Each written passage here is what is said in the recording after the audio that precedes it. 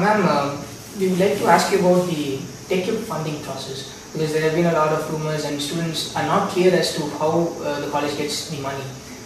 Can you explain to us as to how this entire TechUp process phase 2 is going on? Two phases of TechUp for the College of Salem. One is TechUp 1, and now what we have is only grant. Grant of 10 crore rupees from the World Bank. Already what we scored was, it was TechUp phase 1 for purchasing a loan, procurement of goods and giving training on different heads, both the faculty as well as the students will be given training and those of the part. That was loan of 11 crore to the tune of 11 crore. Exactly 10 crores, 87 lakhs or something like that. Whereas this grant basically based upon the performance what we did in the first phase. It is grant, so you need not repay it. So first phase they have given 2 crores and second phase another 2 crores. Already we successfully spent or at least planned for the 1 year program 2 crores. Now the second installment of another 2 crores being sanctioned, and we are looking for it to spend it in a very useful manner. And this is a grant again. On the performance, few colleges been selected, and ours is one college, and I am very happy that with the cooperation of the faculty as well as the students, we very well showcased our talents, and then entire amount allotted of the sanctioned amount properly been spent usefully for the society as well as the college as such. So based upon the evaluation, they have granted this 10 crores to our institution. Next question is, and the first phase, actually it is general in the sense, procurement of status of art of the equipments. But now it is mainly for the research. How many MEs we are scaling of the ME. We have to improve it, and similarly doing some research activities. This grant is mainly for research. Would you like to highlight a few features or a few things which you have done during these grants till now in the college? Would you like to highlight a few equipment which you have brought through the TechUp fundings? Is there anything like that? Actually here, the entire fund cannot be spent for the procurement of equipment alone. Here again, based upon the research activities, and the main objective is another 10 years down the line how the technology is going to change the institution, and the status of art of equipments as well as the training on the acquired equipment should be given both to the faculty as well as the students. Because training the trainers of the concept and all the teachers to be given some sort of quality training, and in turn that to be disseminated to the student community. That is the major concept of this particular project. The idea of this particular project is they feel the countries like India, normally they are under-trained. That is the major study. And obviously they thought if proper training is being given to the teachers, probably that will reach the student community. And with that only the World Bank has started giving this sort of funding to institutions like ours. The discipline in Tamil Nadu is going to be very great. And the students are very, very disciplined. But only thing is the practical knowledge they are not able to invest it. Particularly in engineering colleges, we have 5 theory, at least 5 to 6 theory papers, and then we have only 2 practicals. But this to be somehow there, right? They should understand how some more practical papers, even without the syllabus forcing them, they should come forward and make use of the facilities available in the department. So what are the equipments purchased under TechUp as well with the state funds, they should come out and then take the manuals, user manuals, and then they should start doing it. It is not that under the presence of the teacher or the technicians they should be able to do it. They should come any time, and then they should be able to make use of the laboratory facilities available with them. 24 walls will not be adequate for them to take knowledge. It is only practice that will be helping them. A lot of exercises, a lot of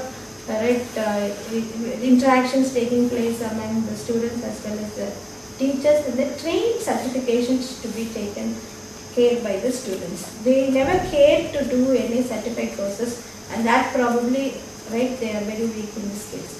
And another point I want to stress at this point is communication skills. Everybody is, right, that blame game is happening there. It is not the problem with the students. Problems with students are very good. The communication skills are also, I observe it, and I see many boys, they come out with a lot of ideas, thoughts. And engineering, I feel it's a signature. So the signature, definitely they are putting very well. But one thing is, it is a blame game that is taking place between the industry and the institute. It's not the real right placement, and students are also not knowing it. They should take it in the right way, and then whatever performance, if they perfect the performance, obviously the industries will be behind them. Today what is happening is the students are going behind the industries. So once they understand, realize this problem, probably the performance will be perfected. Once the performance is going to be better, obviously the placements actually that will happen. So it's my observation. I urge the boys not to go behind the industries. What you have to do is your skills are to be enhanced. It is not communication skills alone. Your technology knowledge, that to be improved, and you have to spend much of your time not in the canteens or outside the hotels. You have to spend your time in the laboratories. So once you spend much time in the laboratories and your technical knowledge, if it is improved, obviously, right, you will transform into top rank institutions, and you can ask the industry to come, and then you can give the slots to them. Now you are taking the slot from them. So this transformation should take place. Sir, you had been in a foreign environment, a different educational environment. Can you share us about your experience of being there? So what about the thing is, the difference between our system and their system is, so the students are vesting the power to opt the subject. So there is no uniformity of only the 4 subjects for this semester, not like that. So what are the subjects opted by the students community? Based on that selection process, then only they have to make it a timetable, then only they will appoint the teachers for the particular course. So for the past 2.5 years, I took only that mechanics of machines. So every semester there is a new entry. So every semester there is a exit. So unlike in Indian system, so usually we have a bounded system. So once in the academic year, but there is no specific academic year. So there are totally 3 semesters. So 2 semesters are the long semester, and one is a short semester. The short semester normally the program duration is 8 weeks, but students are restricted to take only a few subjects. So maximum of 3 and normally 2 subjects. Then what about the regular semesters? 5 subjects alone. But the thing is, so more practical oriented. So they know that the transformation of the theoretical knowledge into the practice. Both of you, sir and ma'am, I need you to make 3 comparisons. Let's say a foreign university like the university which serves me, Higher Technology. College of Technology, and let's take up an IIT, let's say IIT Madras in India, and let's take up our college, GCE. So what kind of a comparison would you make between these 3? What do you think are the differences between these 3? No, I feel all the colleges are alike. Only thing is the self-motivation makes the difference, and practical application makes the entire difference. For example, if I ask the boys who are studying in CSE, they use the laptops, they use palm tops, even all the tablets, all sort of latest digital devices, personal assistant systems, they are using it, but not knowing the specifications of it. Because when you buy something, with your knowledge, you should arrive what are the specifications and the economical management or project management to be done for everything. So it is a simple example wherein we never use our knowledge. We just take data and we never apply. Deploying the knowledge is not common here, but whereas in case of IITs and in case of IASs, probably they do it because they are trained in that way. And Is it true? Maybe applicable to IIT and IIC Bangalore, but it's not true, definitely applicable to Government College of Engineering Salem, right? Since 1966. So 90% of our students community only working in India to develop our economy, Yes. right? Yes. So each and every paisa spent by the government, so back to only the government development, unlike the other institutions, right? So once you compare with the statistics from IIC Bangalore or IIT, so more than I hope that I'm not sure about. I'm not a statistician basically, but according to that readings and the gathering, so 90% of the people who successfully finished in these institutions, immediately they got the MS degree and PhD from only the foreigners. What about their contribution in India? But I can strongly say that Government College of Engineering students only to contribute their knowledge, contribute their services to develop our nation, our own mother nation, right? So at this point, definitely GCE is the number one, right? Government Engineering College is the number one, then that of any other institution, according to the Indian economy point of view, Indian development point of view. So India definitely developed through only the contribution of the engineers like our product. Another common question to both of you. So ma'am, what do you think can be done for improving the research environment in our college? For example, students in IIT have access to some websites which host research papers. Example, Science Direct is a website which IIT Madras students have. Science Direct, these are the common. So what do you think can be done from GCE to inculcate this research environment with the GCE students? Actually, whatever projects we do per year, in the class of 60, probably at least 20 project works they submit. But no project being directly used for national economy or anything of the sort. They don't interact directly with the industries, and that is the reason why we do so much of work, but we distract our energy. That's what at least 2 projects can transform into product.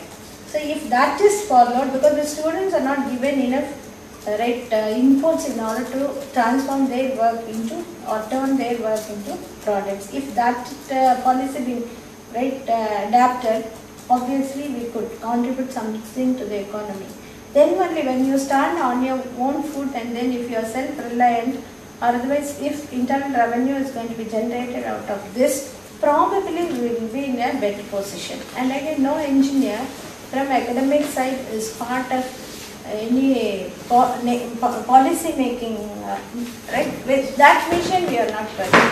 Only if that is going to be done, probably things can be taking a right turn, and the liberty or freedom of voice going and attending or interacting with some industries could be possible. 75% of the attendance is necessary in order to take up the examination. But more time if they are spending with the industry, some credit system can be used, and that will help them to decrease the percentage.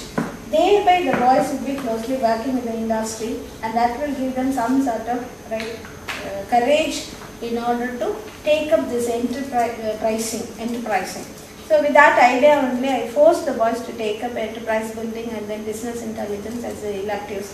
And slowly engineers should be moving from academic side, or otherwise what I am telling is working for someone, but you have to go with your own enterprise. So today the world is that this is a global village, right? Yes. There is no specific mechanical, specific electrical and electronics or electronics communication engineering knowledge alone not sufficient to them. Interdisciplinary. Yes, almost everything is interdisciplinary.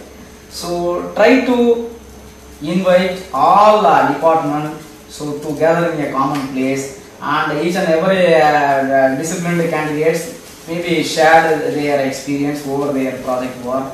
Will be really helpful. Say for example, in case of today, the Samsung is a market leader, right? Yes. Especially in the phone. So Android systems. But once you ask them, what does it mean? Android, what about the latest version? Ask to the mechanical engineering community. Absolutely, we don't know exactly about. But we have been using that latest version, Notepad 2. Yes. But unfortunately, what about the Android? How does it work? Nothing. We know it.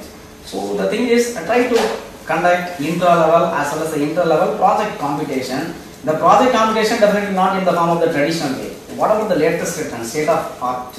So the state of art technology maybe enhances your idea, and almost your mind is preoccupied with working as a slave, right? The thing is, yes, just the moment once I finish the BTech degree, right? Once 10,000 to 15,000 salary, yes, I am totally satisfied and I am totally fulfilled my desires. So, ma'am clearly pointed out that one. You come forward as an entrepreneur, right? So, try to start a new firm. So, experience through only the mistakes, comes through only the mistakes, right? Unless otherwise you make it a mistakes, you don't know exactly about which is the right and which is the wrong.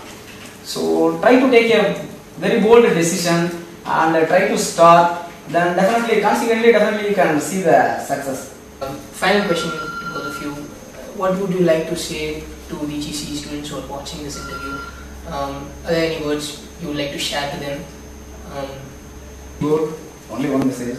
The thing is, be bold and try to come forward from your existing boundaries. And if you are not, who can to achieve these things? So try to motivate by yourself. This is called as a self-motivation. So don't travel your journey on another shoulder, right? You have on your own leg. So try to stand on your own leg and try to carry out your fruitful journey, niceful journey. So through your own performance. Your message to the students? No, I feel 7 steps in order to succeed. So first level is survival, stability, strength, success, superiority, activity, sustainability. Then only you will be significant. But always people start awards and rewards in the beginning itself. So you have to climb the zenith only, right?